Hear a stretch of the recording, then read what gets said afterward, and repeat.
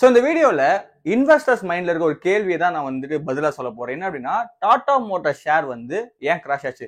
நீங்க ஒரு 2024 என்ட்ரி இருந்தீங்க அப்படின்னா கிட்டத்தட்ட 964ல இருந்து 1200 வரைக்கும் போச்சு. அதுக்கப்புறம் அதே வருஷம் செப்டம்பர்ல ஸோ லிட்டரலி வந்து கிராஷ் ஆகி 860க்கு வந்துச்சு. அதுக்கப்புறமும் கிராஷ் அதிகமாகி 705 வந்துச்சு. பட் என்னோட ப்ரிடிக்ஷன் வந்து கரெக்டாக இருந்துச்சு அப்படின்னா அது இன்னும் கீழே போறதுக்கான வாய்ப்புகள் வந்து அதிகமா இருக்கு.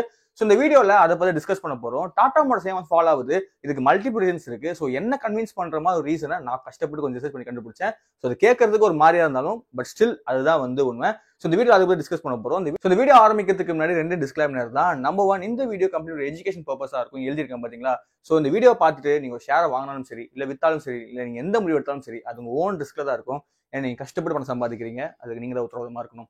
ஸோ 2வது, யூடியூப்ல வீடியோ போட்டு பணம் சம்பாதிக்கிற எத்தனையோ பெருமை நானும் ஒருத்தர் தான். ஸோ இதே மைண்ட் செட்டோட இதே மோட்டிவோட வாங்க இந்த வீடியோக்குள்ள போகலாம். இந்த வீடியோ யாருக்கு வந்து ரொம்ப கரெக்டா இருக்கும் பாத்தீங்க அப்படின்னா 2024ல வந்து என்ட்ரி ஆனவங்களா இருக்கும். ஏன்னா நீங்க ஒரு 10 வருஷத்துக்கு முன்னாடி ஃபார் எக்ஸாம்பிள் 2010லயோ இல்ல 2012லயோ நீங்க என்ட்ரி ஆனீங்க அப்படின்னா இது வந்து பெரிய இஷ்யூவா இருக்காது. ஏன்னா நீங்க எப்படியும் வந்து ஒரு கணிசமான ப்ராஃபிட்டில் உங்க கேபிட்டல் லாஸ் வந்து வச்சிருப்பீங்க. பட் ஸ்டில் நீங்க 2024 23 என்ட்ரியா இருந்தீங்க அப்படின்னா இது வந்து கொஞ்சம் மோசமான நிலைமை தான். ஏன்னா நம்ம வந்துட்டு 960 ஆர் 980 ரேஞ்சில் வாங்கியிருப்போம். லிட்டரலி ஒரு 950 ருபீஸ் ஆவரேஜ்ல வந்து வாங்கியிருப்போம். சரிங்களா? ஸோ வாங்கியிருப்போம். வாங்கினதுக்கு அப்புறம் நல்ல ப்ராஃபிட்டே வந்து பார்த்துருப்போம். அதுக்கப்புறம் டோட்டலா கிராஷ் கிராஷ் கிராஷ். ஓகேங்களா? ஸோ இதுக்கு என்னதான் வந்து ரீசன், ஏன் வந்து இவ்வளவு டவுன் ஆச்சு அப்படின்னா, டாடா மோட்டார்ஸ்ன்றது ஃபண்டமெண்டலி ஒரு நல்ல ஸ்டாக். ஏன்னா டாடா மோட்டார்ஸ் வந்துட்டு ஒரு ஆட்டோமொபைல் செக்டர். சரிங்களா? அதுவும் ஈவில கான்சென்ட்ரேட் பண்ற ஒரு செக்டர். ஸோ ஈவினா என்னது, ஒரு எலக்ட்ரானிக் வெஹிக்கிள் செக்மெண்ட்ல இருக்க செக்டர்.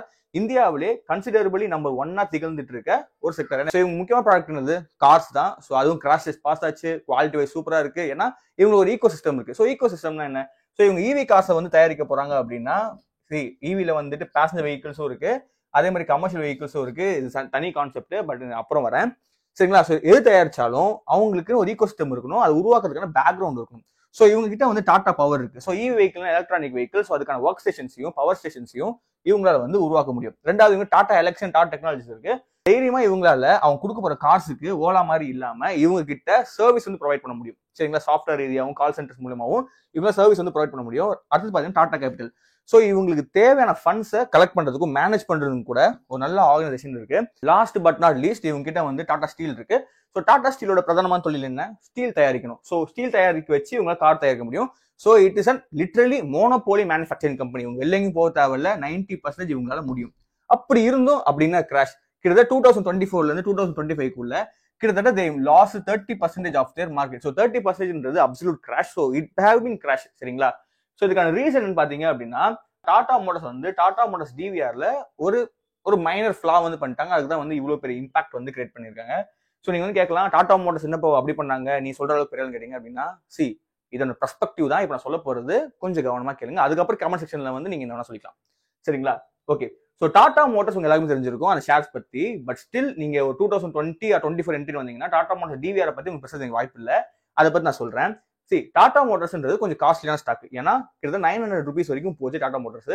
ஸோ அப்போ என்ன முடிவு பண்ணாங்க அப்படின்னா 900 வரைக்கும் போயிடுச்சு, இது வந்து காஸ்ட்லி ஆகுது, நம்ம மாதிரி ரீட்டைல் இன்வெஸ்டர் நம்ம கொஞ்சம் கொஞ்சமா வாங்கும் தெரியுமா. ஸோ நம்ம மாதிரி ஆளுங்கள்லாம் வந்து உள்ள வர முடியாது சொல்லிட்டு இதை டிஸ்கவுண்ட் பிரைஸ்ல கொடுக்காம இதுக்காக ஒரு நியூ ஷேர் வந்து சின்ன ஒரு காம்ப்ரமைஸ்ல கொடுப்போம், கொடுத்து கொஞ்சம் ரேட்டை கம்மி பண்ணணும்னு சொன்னாங்க. ரேட்டை வந்து கம்மி பண்ணணும்னு சொல்லிட்டு ஒரு கான்செப்ட் கொண்டு வராங்க. அதுதான் வந்து DVR. So differential voting rights ஒரு ஷேருக்கு கொடுத்து அது உள்ள கொண்டு வராங்க. ஸோ டிஃபரன்ஷியல் ஓட்டிங் ரைட்ஸ் ஒண்ணு கிடையாது, டிவிஆர்னா ஒண்ணு கிடையாது, ரொம்ப சிம்பிள் தான். இப்போ நீங்க வந்து ஒரு ஷேரை வாங்குறீங்கன்னு வச்சுக்கோங்களேன். ஸோ அந்த ஷேர்னா என்ன, நீங்க ஒரு பார்ட் ஆஃப் கம்பெனி வந்து வாங்குறீங்க. ஸோ உங்களுக்கு எல்லா ரைட்ஸுமே இருக்கு. நீங்க சிஇஓக்கே மெயில் பண்ணி எனக்கு இந்த ஆடிட்டர் பிடிக்கல அப்படின்னு சொல்லி நீங்க வந்து செய்யலாம். பட் அந்த டிவிஆர்ல ஒரு சின்ன ட்விஸ்ட் இருக்கு. அந்த டிவிஆர்ல என்னன்னா, நீங்க வந்துட்டு உங்க ஓட்டிங் ரைட்ஸை குறைச்சி நீங்க வந்து ஒரு ஷேர் வந்து டிஸ்கவுண்ட்ல வாங்குறீங்க. ஃபார் எக்ஸாம்பிள் உங்களால சிஇஓக்கெல்லாம் மெயில் பண்ண முடியாதுப்பா, உங்ககிட்ட ஒரு ஆர்கனைசேஷனோட ஒரு ஷேர் இருக்கு, ஆனா அதுல வந்து உங்களால எல்லா இடத்துலயும் லிபரலா போக முடியாது. ஃபார் எக்ஸாம்பிள் ஐடி கம்பெனில இருக்கீங்க, நீங்க ஐடி கார்டை வச்சுட்டு சில இடங்கள் தான் வந்து போக முடியும், ரெஸ்ட்ரிக்டட் ஏரியா போக முடியாது தெரியுமா. ஸோ அந்த மாதிரி ஓட்டிங் ரைட்ஸ் வந்து கொடுத்துருப்பாங்க. இந்த டிஃபரன்ஷியல் ஓட்டிங் ரைட்ஸ் பத்தி கம்ப்ளீட் வேணும்னா சொல்லுங்க, நான் பண்றேன், எனக்கு கொஞ்சம் இன்ட்ரெஸ்டிங்கா இருக்கு, பார்த்து தெரிஞ்சுக்கலாம். ஸோ இந்த டாடா மோட்டார்ஸ் டிவிஆர் என்ன பண்ணாங்க அப்படின்னா அந்த மாதிரி ஒரு ஓட்டிங் ரைட்ஸ் கொடுத்து டிஸ்கவுண்ட் பண்ணாங்க. ஸோ 200 ருபீஸ் டிஸ்கவுண்ட்ல வந்துட்டு லான்ச் பண்ணாங்க. ஸோ 200 டிஸ்கவுண்ட் கொடுத்ததுனால 900 ருபீஸ் இந்த ஸ்டாக்கை எல்லாராலும் 700 ருபீஸ் வாங்க முடியுது. அதாவது டாடா மோட்டார்ஸ் மாதிரி ஒரு மல்டி பேக்கர் ஸ்டாக்ல நம்மளால 700 ருபீஸ்க்கே வாங்க முடியும், 200 டிஸ்கவுண்ட்ல வந்து வாங்க முடியும். சரிங்களா? ஸோ இப்படியே வந்து காலப்போக்கில் போயிட்டு இருந்தது. கிட்டத்தட்ட ஒரு 10 to 12 இயர்ஸ் நல்லா தான் வந்து போயிட்டு இருந்தது. கண்டிப்பா கரெக்ட்னா 10 to 12 இயர்ஸ் நல்லா தான் போயிட்டு இருந்தது. பட் ஆஃப்டர் 2024 செப்டம்பருக்கு அப்புறம் டாடா மோட்டார்ஸ் வந்துட்டு ஒரு லான்ச் பண்றாங்க, ஒரு நியூஸ் வந்து லான்ச் பண்றாங்கன்னா நாங்க வந்துட்டு பேசஞ்சர் வெஹிக்கிளையும் கமர்ஷியல் வெஹிக்கிள் ஒன்னா இணைக்க போறோம். அதனால டாடா மோட்டார்ஸும் டாடா மோட்டார்ஸ் டிவிஆரும் வந்துட்டு நாங்க ஒன்னா மர்ஜ் பண்ண போறோம் சொல்லியிருக்காங்க. அதுக்கு முன்னாடி ஒரு சின்ன நான் வச்சுக்கோங்க, டாடா மோட்டார்ஸா இருக்கட்டும், டாடா மோட்டார் டிவிஆரா இருக்கட்டும், அவங்க வந்து பிராங்கா எதுவுமே சொல்ல எவ்வளவு கமர்ஷியல் எவ்வளவு பேசஞ்சர் வெஹிக்கிள் வந்து ஹோல்ட் ஆகின்னு சொல்லிட்டு, பட் ஓன் கேபிட்டல்ல வச்சிருந்தேன் அப்படின்னு சொல்லியிருக்காங்க. ஓகேங்களா? சோ என்ன பண்றாங்க அப்படின்னா ரெண்டு ஒன்னாக்க போற அப்படின்னு சொன்னாங்க. இது முக்கியமான ரீசன் பாத்தீங்கன்னா, டாடா மோட்டார்ஸ் டிவிஆர் வச்சிருந்தாங்க தெரியுமா, அவங்களுக்கு டிவிடெண்ட் கொடுக்கணும்னு சொல்லிட்டு டாடா மோட்டார்ஸ் வந்து ஆசைப்பட்டாங்க. பட் ஸ்டில் அவங்களால கொடுக்க முடியல. ஏன்னா அது டிடிஎஸ் சொல்லப்படுற ஒரு மேட்டர் இருக்கு. நீங்க நிறைய டெலிவிஷன் பார்த்து தெரிஞ்சிருக்கும். ஏதாவது பிரைஸ் வாங்கினாங்க அப்படின்னு சொல்லிட்டு அவங்க கொடுக்கணும். டாக்ஸ் மாதிரி கூட செஸ் சாம்பியனுக்கு வந்துட்டு நம்ம டாக்ஸ் போட்டாங்கன்னு சொன்னாங்க தெரியுமா, அதே மாதிரி தான் இந்த டிவிடெண்டுக்கும் அவங்க டாக்ஸ் வந்து இஷ்யூ பண்ணணும். ஸோ கம்பெனியால கொடுக்க முடியல. ஸோ அதனால டாடா மோட்டார்ஸ் என்ன பண்ணாங்கன்னா, தன்னோட 80 லட்சம் ஷேர்ஸ் வித்து தான் அந்த டிடிஎஸ் வந்து கட்டினாங்க. எதுக்கு?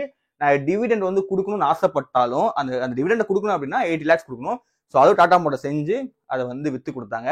பட் ஸ்டில் அவங்களால வந்து ஒரு டீம் டிவிடெண்டா அதை வந்து கொடுக்க முடியல. அதுதான் நிதர்சனமான உண்மை. ஸோ அதனால என்ன பண்ணாங்க அப்படின்னா 2 ஆக்கலாம்னு சொல்லிட்டு 10:7 ரேஷியோல வந்து அனௌன்ஸ் பண்ணாங்க மர்ஜரை. ஏன்னா இப்போ டாடா மோட்டார்ஸ் டிவிஆர்ன்றது டிடிஎஸ் சிக்கிட்டு இருக்கு. ஸோ எப்படி ரெக்டிஃபை பண்ணுன்றப்போ அவங்களுக்கு வந்து 10:7 மர்ஜர் வந்து ரொம்ப யூஸ்ஃபுல்லா இருந்துச்சு. ஃபார் எக்ஸாம்பிள், இப்போ உங்ககிட்ட வந்து டாடா மோட்டார்ஸ் டிவிஆர் 10 இருந்துச்சு அப்படின்னா உங்களுக்கு டாடா மோட்டார்ஸ் வந்து 7 ஷேர் கிடைக்கும். ஸோ இந்த மாதிரியான பிரைஸ் டிஃபரன்ஸ் வந்து கிடைக்கும்.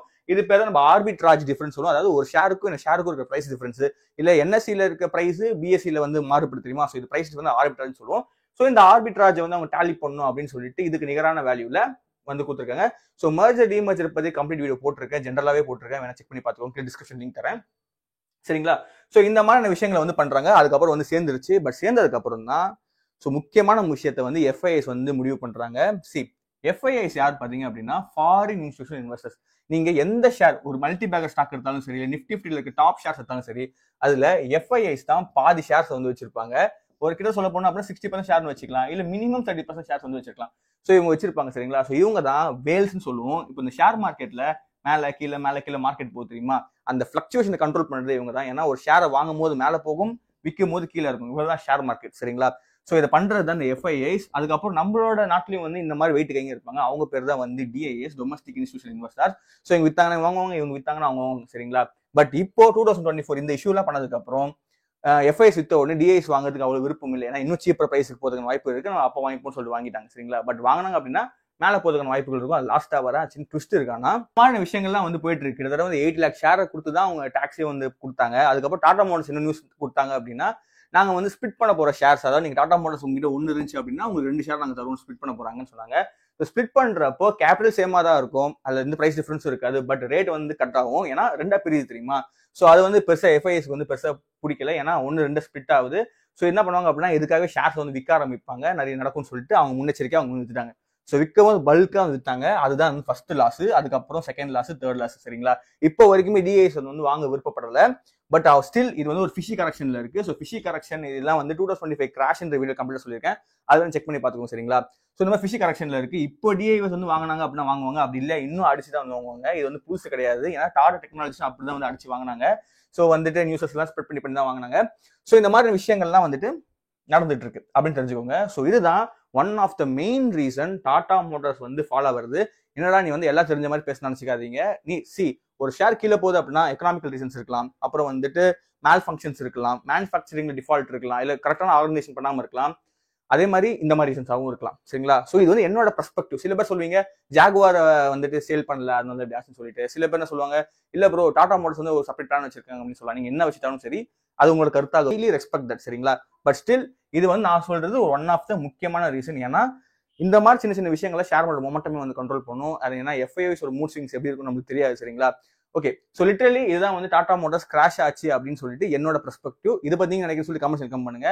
மறக்காம தப்பா இருந்தாலும் திட்டி போட்டாலும் பரவாயில்ல, தைரியமா பண்ணுங்க. ஏன்னா தப்பா திருத்தினும் கரெக்டான மீன் பண்ணி நீங்க சொன்னீங்கன்னா ரிசர்ச் பண்ணி பார்ப்பேன். ஓகே, தப்பா நான் கரெக்ட் பண்ணிப்பேன் சரிங்களா. ஸோ இந்த மாதிரி விஷயங்களும் தெரிஞ்சுக்கோங்க. ஸோ இதனால தான் டாடா மோட்டார்ஸ் வந்துட்டு கிராஷ் ஆகுது அப்படின்னு தெரிஞ்சுக்கோங்க. ஷேர் மார்க்கெட் ரொம்ப பிகினர் ப்ரோ, ஷேரை பத்தி நல்லா தெரிஞ்சு ஆசைப்பட்டீங்க அப்படின்னா இந்த சேனல் பக்கவான சேனலா இருக்கும். ஏன்னா நம்ம கரண்ட் ஷேர் அப்டேட்ஸ், அதுக்கப்புறம் ஜென்ரலா சில விஷயம் சொல்றது எல்லாமே பக்கவா சொல்லி கொடுத்துட்டு இருப்போம். ஸோ லெஜிட்டா இருக்கும். ஏன்னா எல்லாமே ஓப்பனா டிரான்ஸ்பரண்டான வீடியோ எல்லாமே சொல்லுவேன். ஸோ இந்த வீடியோ பிடிச்சிருந்தா நம்ம சப்ஸ்கிரைப் பண்ணிக்கோங்க. ஏன்னா எனக்கு ரெகுலர் ஃபாலோவர்ஸ் வேணும். ஏன்னா because I am full time YouTuber. இந்த பாயிண்ட் வரைக்கும் I am full time YouTuber சரிங்களா. So I need regular followers because I need money. ஓகேங்களா. ஸோ இந்த வீடியோ பிடிச்சி சப்ஸ்கிரைப் பண்ணிக்கோங்க. ஃப்ரெண்ட் ஷேர் மார்க்கெட்ல இன்ட்ரெஸ்டா இருந்தீங்க அப்படின்னா ஷேர் பண்ணி விடுங்க, கண்டிப்பா உங்களுக்கு யூஸ்ஃபுல்லா இருக்கும். ஸோ இந்த மாதிரி இன்ட்ரெஸ்டிங் கண்டென்ட்டோட meet in next video. Bye bye.